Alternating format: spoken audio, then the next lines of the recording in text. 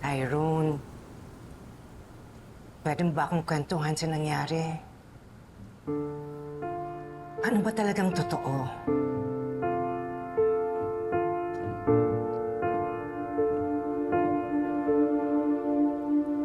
Hindi ko po alam kung paano pakikisama ng kapatid ko. Napakasinungaling. Gusto niya ako ipahamak para lang maligtas niya ang sarili niya. Napaka-selfish niya. Wala nang bago doon. Impacta talaga yung kakambal mo na pinaglihiyata sa maligno. Hindi ko nga alam kung bakit ganyan yung ugali ni Tali. Malayong malayo sa inyong dalawa ni Rosel. Siguro, oras na para kainin niya yung mga pampaganda niya. Para naman gumanda yung kalooban niya at matigil na yung paghahasik niya ng lagim.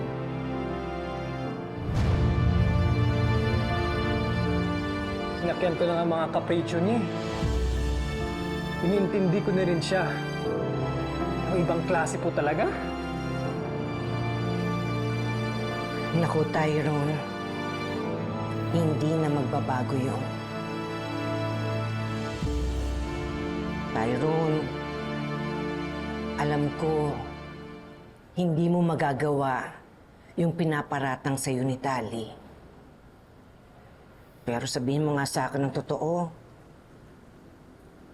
Talaga bang hindi mo ginawa? Hindi po, madam. Nakokonsensya kasi ako dahil nalaman ko po na anak pala ni Sir Chris Almendras si Belle. Ano? Si Chris? Opo. Gusto nga po silipin si Belle eh. Dahil nag-aalala po ako sa kanya. Pero hindi ko po alam kung paano harap kay Sir Chris.